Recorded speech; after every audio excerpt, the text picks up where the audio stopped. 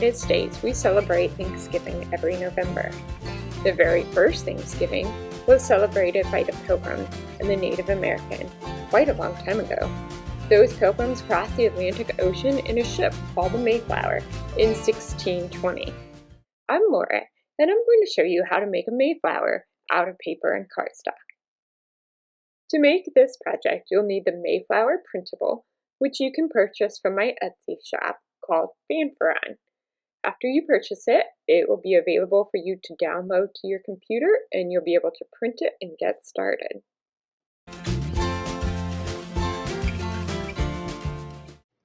I recommend that you print your sails and your mast on plain printer paper, but your ship parts on a heavier cardstock.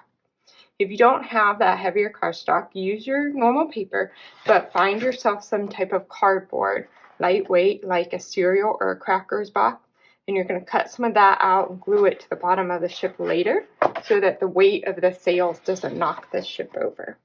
You'll also need some markers, scissors, tape, and glue. Oftentimes I say one of them, but you're going to need both. And then you might want some string, but that's optional.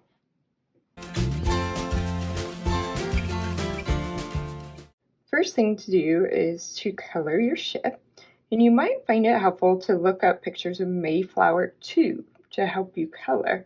Mayflower 2 is docked in Plymouth, Massachusetts, and it is a recreation of the original.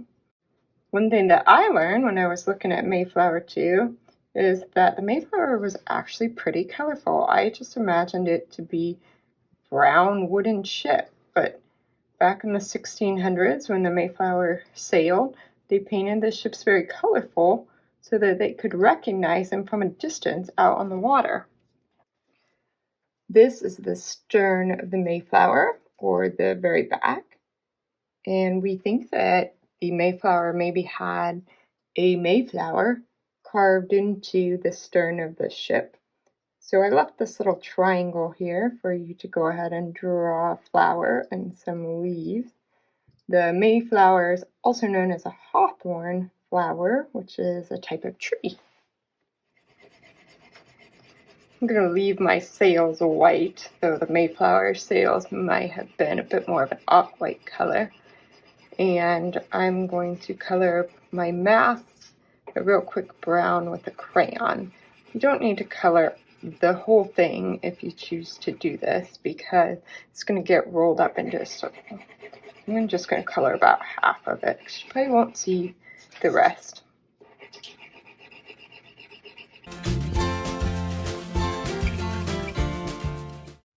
When you've completed all of your coloring, go ahead and start cutting out on the black dashed line.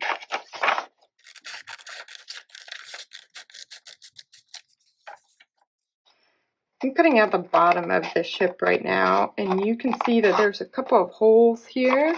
Those are for the mast.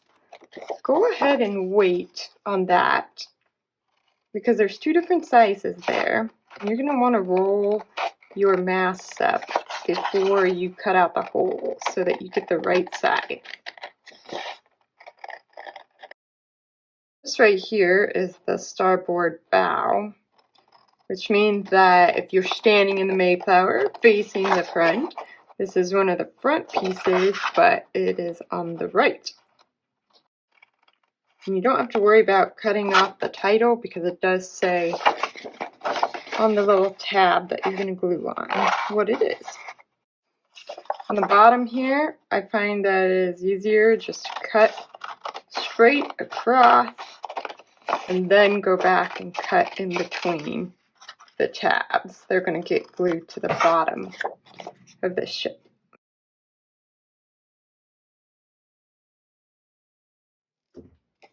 This piece that I'm cutting out right now is the beak and the bowsprit, which holds another sail.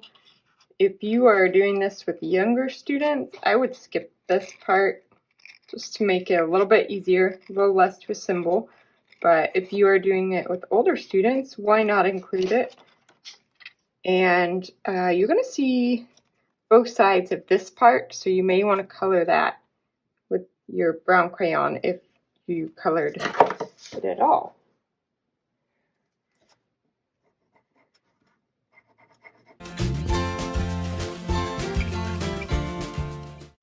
After you've cut out all your pieces, you're going to be folding backwards on all of your gray dotted lines, just like this.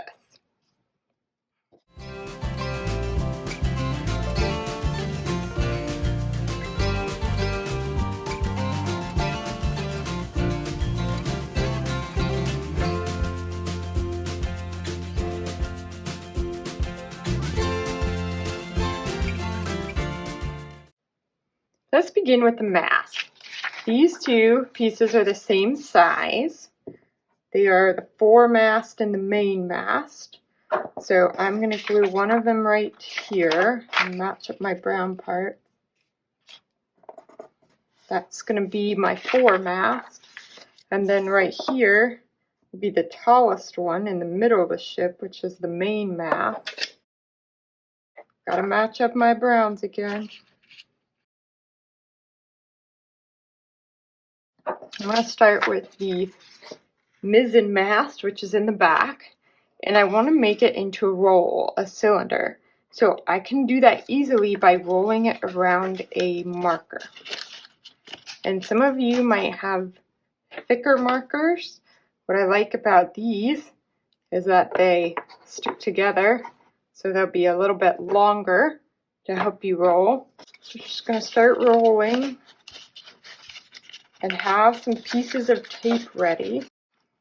So once I get it rolled up, put tape along the length of it. And use as much tape as you need. And then I'm going to shake the marker back out again. And I get to use it for the next one. Good tip right there. Start with the white side, because you want the brown side to be what's left.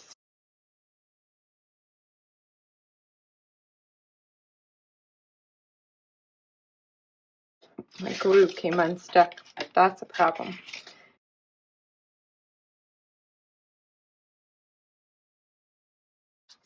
Let's make this extra secure with a piece of tape.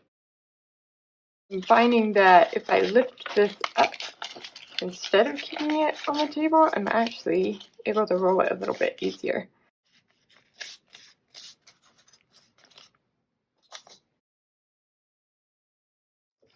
When you finish rolling your mass, you're going to go ahead and hold them to the dashed lines in the bottom of the ship. And if it looks like it's going to fit inside of the smaller hole, you'll cut out that smaller hole. But if it's a little thicker, especially if you use the whiter markers, then cut out the hole in the back there. So the easiest way I've found for cutting these is to just kind of bend it just a little bit so that you can cut a little slit and then stick your scissors outside your fingers. Don't do that. Use your scissors, stick them through that little hole, and then cut on whichever dotted line seems to fit your mast the best. If it's not a perfect circle as you cut, don't worry. We're just going to stick the mast through it. Mine's not perfect either. Okay.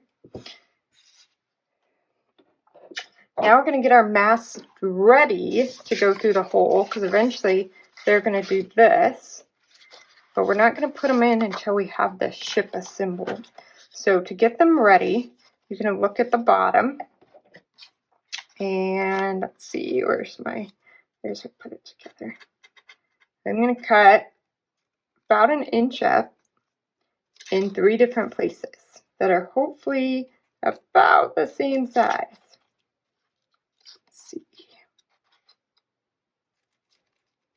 And then I'm going to fold out the pieces like this. And as I'm folding them, if I find that I didn't cut my pieces, my slit's about the same size, this doesn't look quite the same, then I can go back and cut them some more. Whatever's the short one anyhow. So the way you can test that is to stand it up like this. If your mast stands up pretty straight, then you probably cut them about the same distance. Mine's leaning a little bit, so that tells me I probably need to cut this one just a little more and refold it. And we'll see if that makes it a little straighter. Yeah, that looks better. Now we are ready to assemble. We're going to do the bow part, or the front part of the ship first. So we're going to start by attaching the two pieces. And then I'm going to start putting them around my ship. Stick the point right in here and start pressing the tabs right underneath.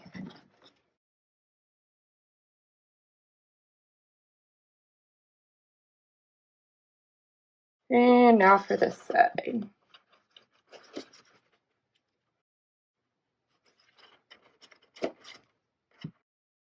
Slide it right underneath and press it down. That is the bow section of this ship. Here's what the bottom looks like. Now I'm working on the back of the ship, and I am gluing the port side. I've already glued the starboard. And then I'm going to flip it over. Uh-oh. Looks like I didn't quite fold everything.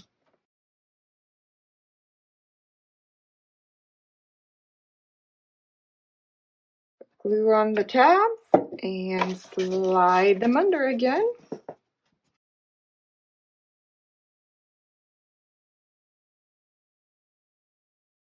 And now we're going to put the two halves of the ship together by sliding the back part into the front part. So I need glue here, here, and here.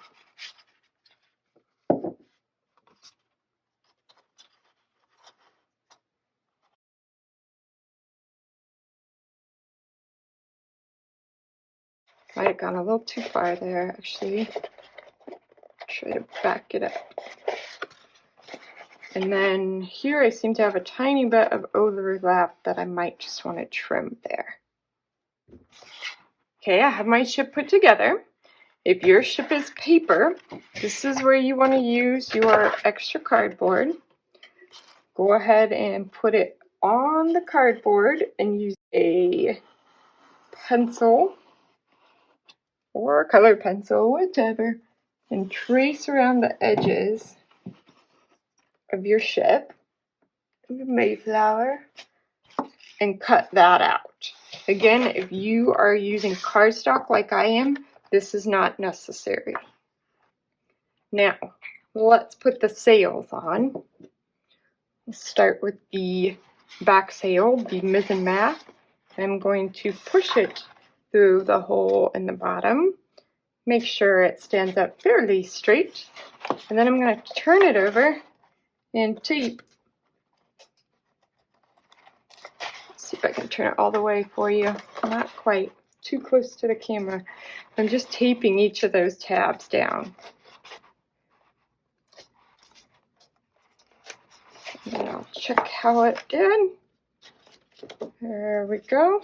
Uh-oh, my beak fell off. Maybe I better wait and do that after I got the rest on so I don't knock it down. The tallest mast is the middle, the main mast.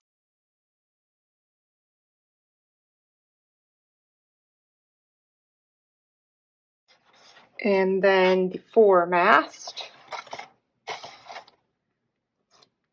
is the one that goes most forward in the front. Now I can stand it back up and I have my three masts. If you use paper, now's the time for you to glue this piece of cardboard to the bottom of your ship. And that's what's going to keep it standing upright. I didn't have quite enough cardboard. It was a little short to get all the way to the point. That's okay. Still going to keep it standing up. Now I'm going to show you how to attach the sails. I like to roll up a little bit of tape, but you certainly could just tape across the back of the sail. And you're going to tape it onto the mast. I'm going to turn them a little bit so that when you're looking at the side, you can see the sails. The biggest sails go on the main mast.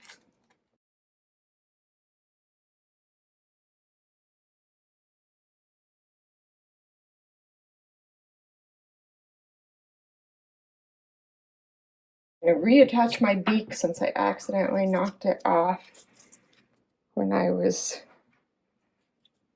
trying to get all the masts in place. And one last note about the string. If you wanted to cut pieces of string and tape them onto the sails and the sides of the ship to look like rigging, or if your masts are falling over and you need that string to hold them up, that's what the optional string is for.